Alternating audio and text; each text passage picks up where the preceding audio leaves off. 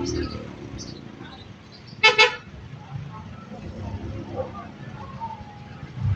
po.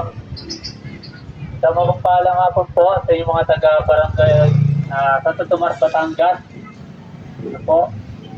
Nais ko lang po mag-share ng salita ng Diyos. Huwag po kayo mag-alala. Libre po ito. Wala pong manghingi sa inyo ng pera.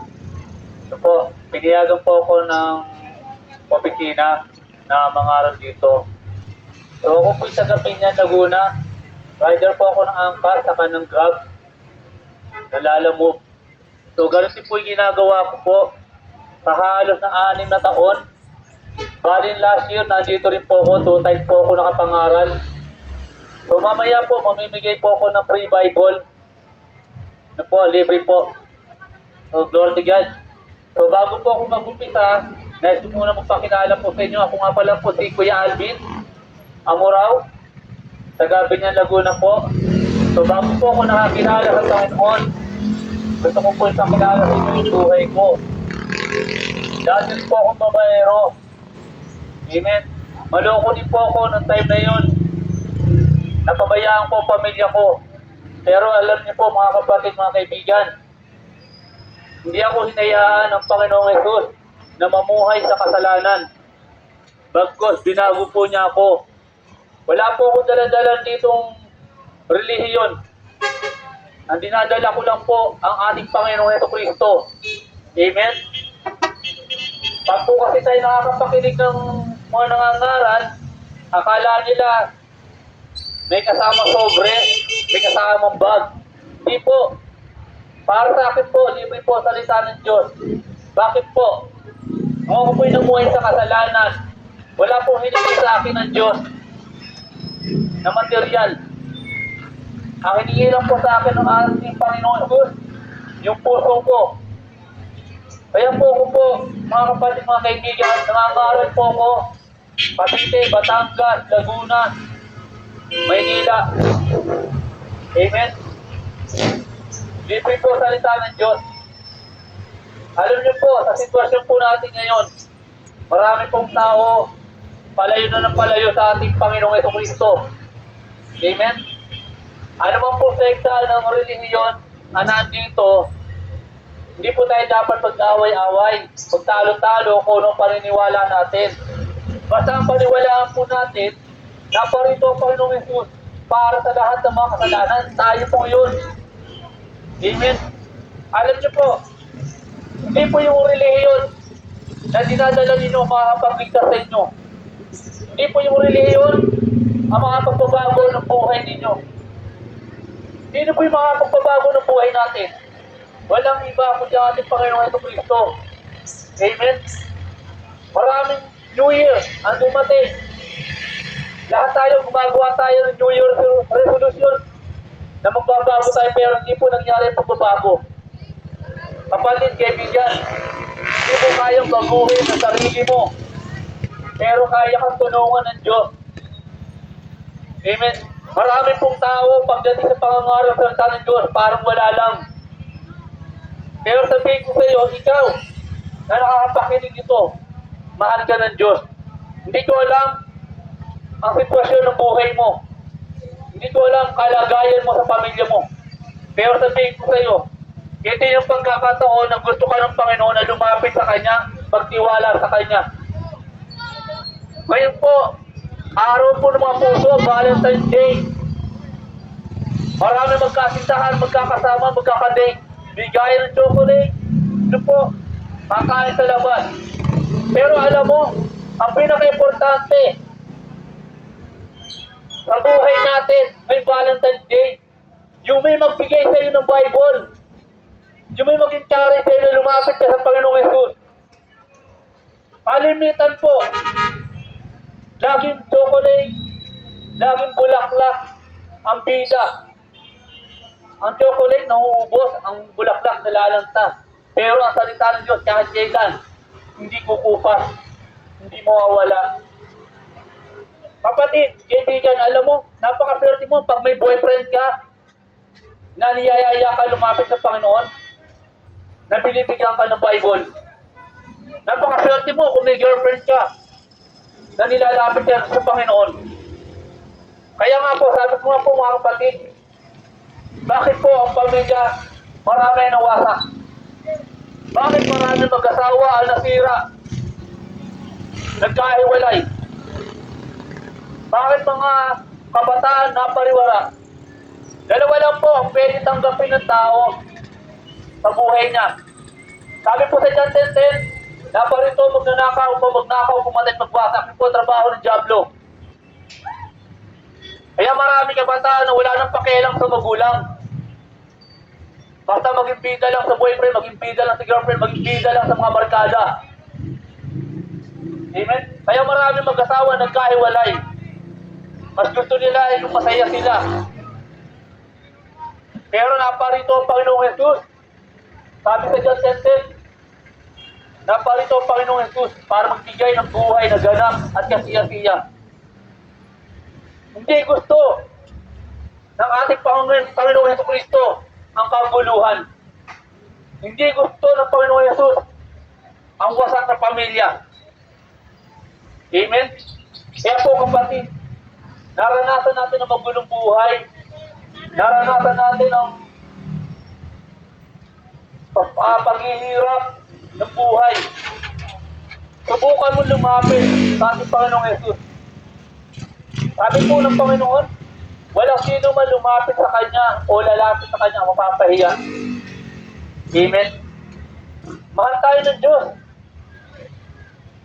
Naranasan mo na niloko ka ng boyfriend mo, niloko ka ng girlfriend mo, tinaktan ka ng asawa mo. Amen? Pinabayaan ka ng mga anak mo.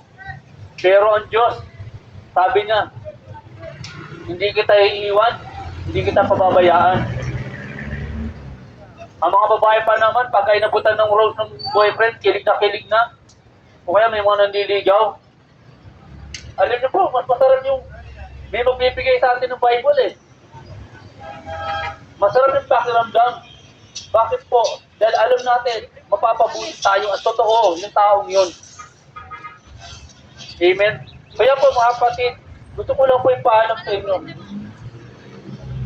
Pinakamaganda na matanggap sa buhay natin ang ating Panginoong Jesucristo. Bakit po? Nagkakaroon po ng magandang kabuluhan ang buhay natin. Hanggat hindi mo tinatanggap si Jesus Christ sa puso mo, walang halaga ang buhay mo, walang saysay. Amen? Tayo po ay nandito sa mundong ito, hindi para gumawa ng kasalanan o maging makasarili. Nandito tayo sa mundong ito para gamitin ang buhay natin, para mabigyan ng kapurihan ang ating Panginoong Jesucristo. Yan po mga kapatid, maraming beses na po tayo nakapakinig. Sasabi, darating na ang Panginoon. Pero matanda na tayo, hindi pa rin dumadating. Ano sabi po sa 2 Peter chapter 3 verse 9? Hindi pa tinutupad ng Panginoong Jesucristo kanyang pagbabalik. Sa halip, bibigyan pa niya ng pagkakataon ang lahat na magsisi dahil ayaw niya na mapahamak. Ganong kakamahal ng Diyos. Habang ikay nabubuhay, binibigyan ka pa niya ng pagkakataon na lumapit sa Kanya. Bakit? Nalayo tayo sa Diyos eh.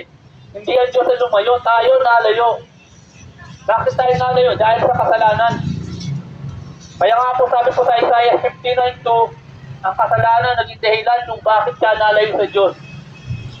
Yun po ang totoo.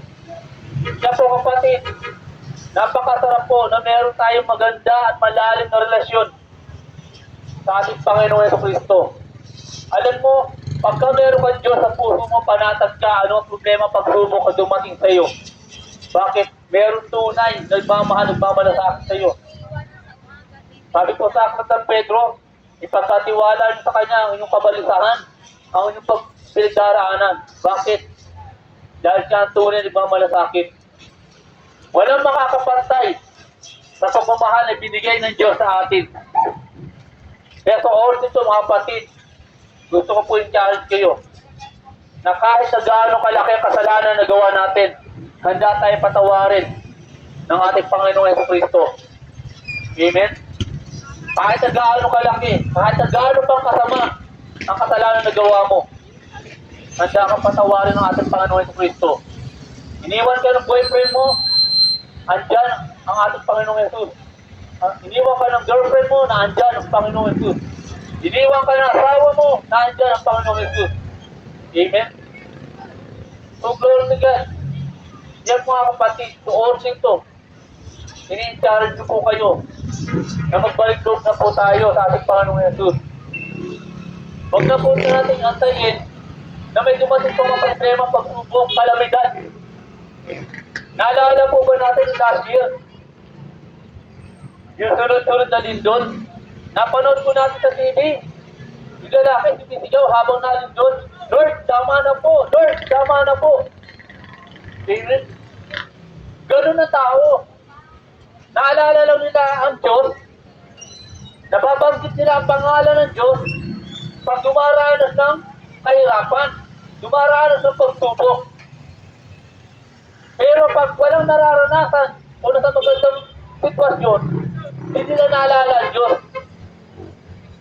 Kaya source ito mga kapatid, ito na po yung pagkakataon na bago po ako umalis, pabalik sa binyan, gusto ko po bahagi sa inyo kung paano tayo magkakaroon ng malalim na relasyon sa ating Panginoong Jesucristo. Amen? Una po, aminin po natin na tayo makasalanan.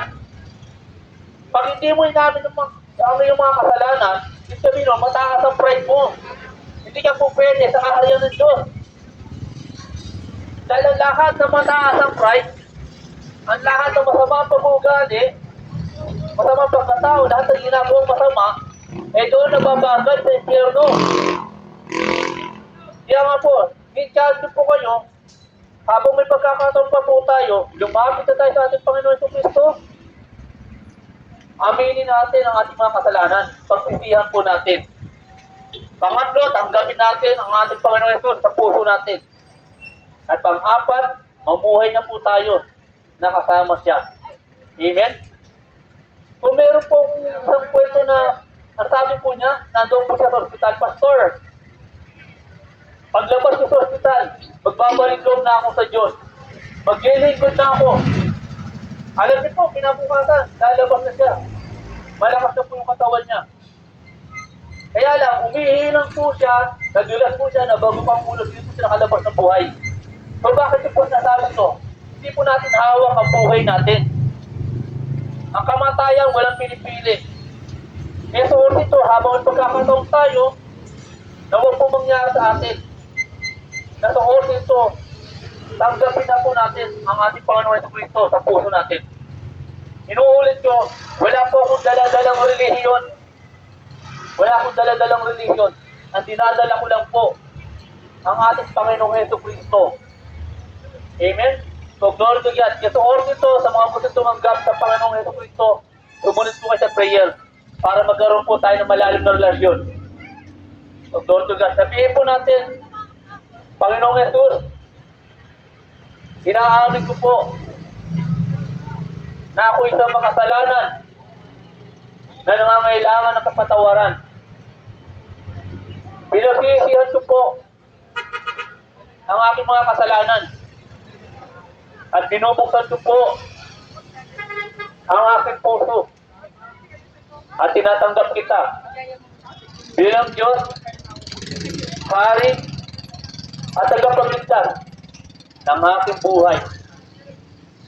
Salamat po, Panginoong Jesus, sa pagmamahal mo sa akin at sa pagkakataon na binigay mo sa akin.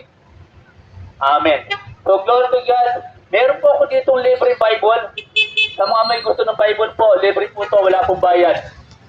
Hindi po, lapit lang po kayo. Wala pong bayad to. May kasama na rin po itong Bible tracts. So, libre po ito, libre.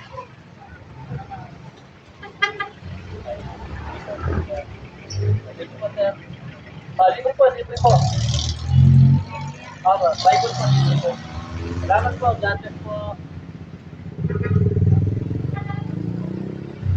Ito po, libre po Bible.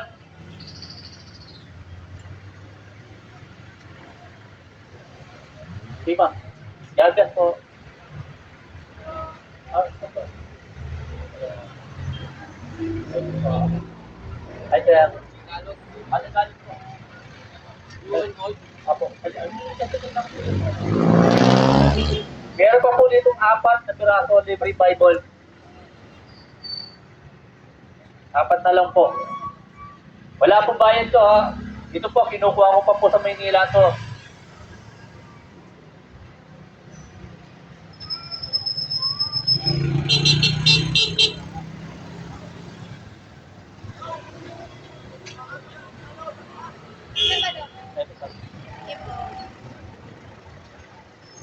Dalawa na lang po, dalawa na lang po.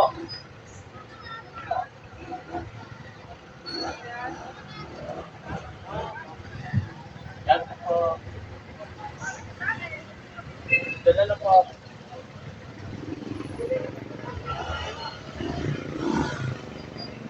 Meron pa po, isa na lang po, isa na lang po. Libre Bible. At,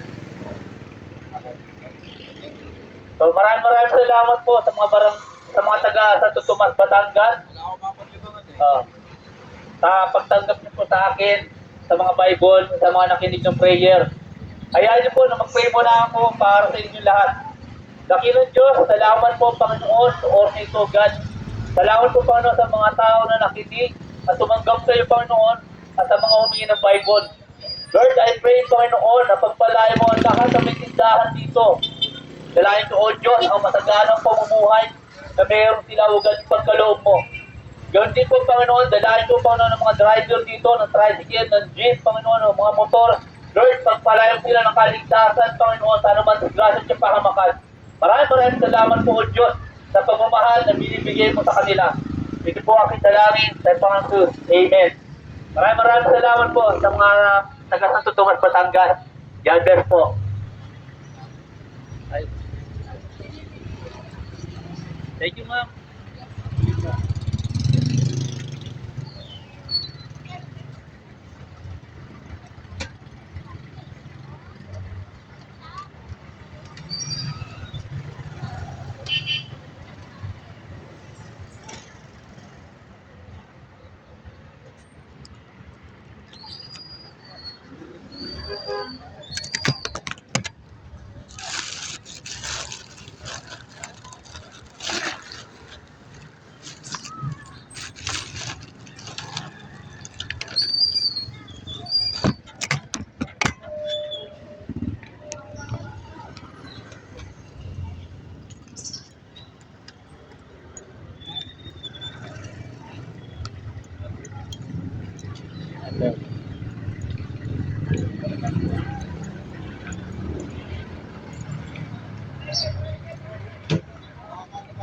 Sir, pinahapon po.